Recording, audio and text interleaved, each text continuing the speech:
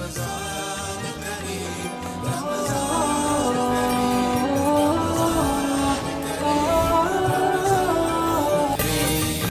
दो आलम हज़रत मोहम्मद मुस्तफ़ा सल्लल्लाहु अलैहि वसल्लम की पूरी हयात मुबारका सब्र व बर्दाश्त का एक बेहतरीन नमूना है। लेकिन हमारे आज कल के नफ्सा नफ्सी के दौर में हमारे पास से ये सब्र व बर्दाश्त बहुत कम होती चली जा रही है।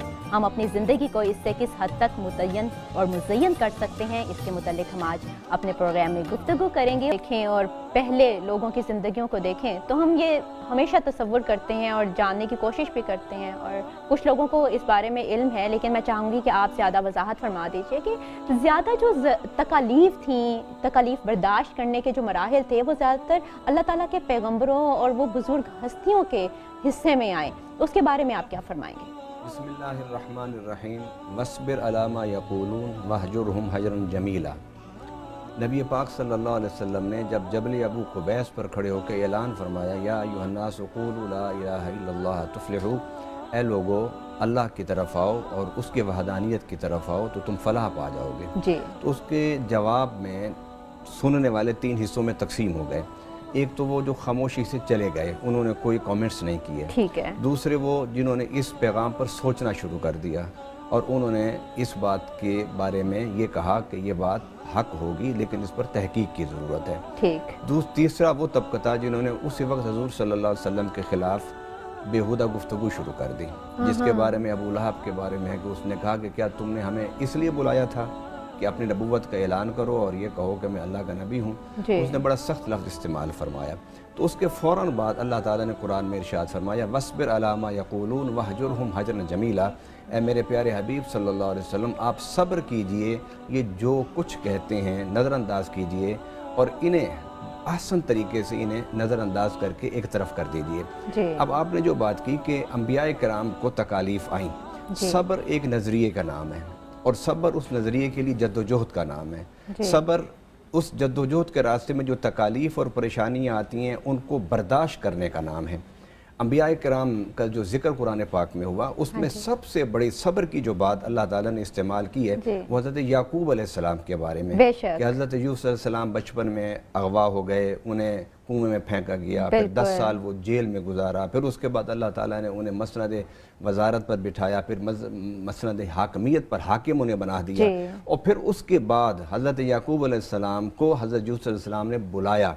जब हज़रत याकूब अलैहिस्सलाम हज़रत यूसुफ अलैहिस्सलाम की तरफ आ रहे थे तो आपने अपना कुर्ता भेजा, और वो कुर्ता जब याकूब अलैहिस्सलाम ने अपनी आँखों पर लगाया, क्योंकि वो रो रो कर उनके फिराक और जुदाई में नाबीना हो चुके थे, यूसुफ अलैहिस्सलाम की आँखों पर वो पर्दा वो कुर्ता रखने से उनकी आंखें बहाल हो गई। अब लेकिन वो सब्र की एक आला इस पूरे वाक़े में एक लफ्ज़ जो सब्र है वो कुरान ने इस्तेमाल किया, फरमाया फसब्रुन जमील, कि मेरे याकूब ने सब्र किया और वो सब्र करके दिखाया कि इससे बेहतर कोई सब्र नहीं कर सकता, और मेरे यूसुफ ने भी सब्र किया और वो सब्र करके दिखाया जो सब्र कोई नहीं कर सकता। और सब्र के मामले में एक बात जो कुरान में इसी वाक़े में है, इन्नमा अश्कु बस्सी व हुस्नी अल्लाह, जब आप किसी रास्ते में मुश्किलात का शिकार होते हैं तो उसमें मुश्किलात का शिकार होते हुए आपने अल्लाह से शिकायत नहीं करनी, अल्लाह से शिकवा करना है, जिसका शिकवा हज़रत याकूब अलैहिस्सलाम ने अल्लाह से किया, अल्लाह मेरा सारा सब्र, मेरे सारे गम, मेरी सारा शिकवा अल्लाह मेरा सिर्फ तुझ से है। इसलिए सब्र के रास्ते पर चलने का एक सबसे बड़ी निशानी ये है कि आपने मुश्किलात के वक्त अल्लाह की तरफ देखना है, अल्लाह के अलावा किसी की तरफ नहीं। वो अगर जितना मुआवजा ज़्यादा देंगे काम उससे ज़्यादा करवाया जाता है। मौलाना साहब आप क्या कहेंगे कि वहाँ पे सब्र किसको करना चाहिए? देखिए, जिसके साथ ज़्यादती होनी है सब्र तो उसी ने करना है।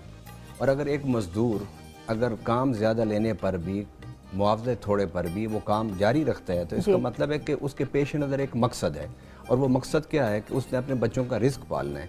लिहाजा सब्र करने वाला हमेशा वो शख्स होगा जिसका कोई नज़रिया होगा, जिसका कोई मकसद होगा। दुनिया का मकसद हो तब भी, आखिरत का मकसद हो तब भी, मखलूक को राज़ी करने का मकसद हो तब भी, खालिक को राज़ी करने का मकसद तब भी, इस मकसद के सफ़र को सब्र कहते हैं।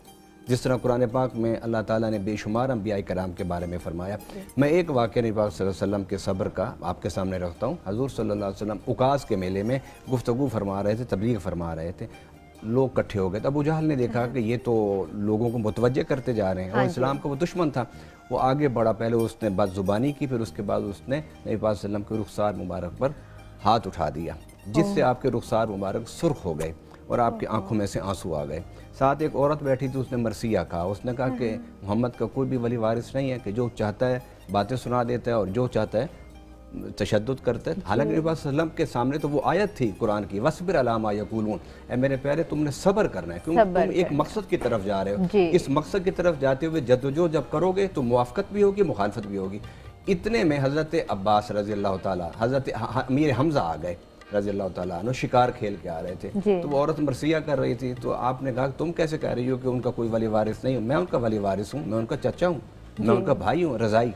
تم کیسے کہہ رہی ہو؟ یہ کہہ کر اس نے سارا واقعہ ان کو سنا دیا.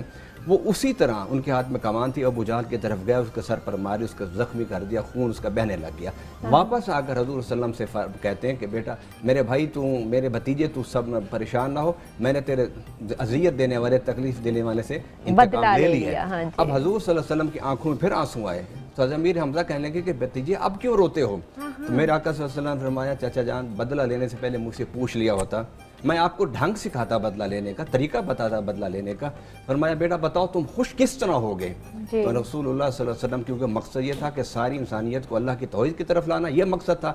تو امیر حمزہ سے آپ نے فرمایا چچا اگر تم کلمہ پڑھ لیتے تو مجھے اس انتقام سے زیادہ خوشی ہوتی. سبحان اللہ. اب مقصد صبر اس کو کہتے ہیں. صبر یہ ہے کہ آپ کا ایک مقصد ہے, نبی صلی اللہ علیہ وسلم کی زندگی میں مقصد ہے. آج ایک بچہ اگر مقصد بنا لیتا ہے کہ میں نے میٹرک میں اچھے نمبر لینے ہیں, تو وہ راتوں کو سونا کم کر دیتا ہے, دوستوں سے ملنا کم کر بالکل دیتا ایسا ہی ہے, ساری مصروفیات چھوڑ دیتا ہے, کیونکہ اس کی جدوجہد یہ ہوتی ہے کہ میں اپنے کاج تک پہنچوں. جی, ہم نے فرمایا کہ ہم سب یہ تو بہت کہتے ہیں کہ ہم حضرت محمد صلی اللہ علیہ وسلم کے امتی ہیں, ہم سنت پہ عمل کرنا چاہتے ہیں اور کرتے بھی ہیں, لیکن جب صبر اور برداشت کی باری آتی ہے وہاں پہ ہم یہ ساری چیزیں پس پشت ڈال دیتے ہیں. یقیناً معاشرہ جو ہے وہ خاندان سے بنتا ہے, اور صبر کا آغاز خاندان سے کرنا چاہیے, اور یہی نبی پاک صلی اللہ علیہ وسلم نے ہمیں طریقہ سکھایا. یعنی کہ ہم گھر میں کیسے ہیں, ہمارا گھر میں سلوک کیسا ہے, صابر ہیں یا جابر ہیں. اب آئیے میں سورہ لقمان سے ایک واقعہ چھوٹا سا اسی حوالے سے, کہ ماں باپ کو سب سے پہلی جو توجہ فوکس کرنی چاہیے وہ اولاد کی تربیت پر ہے.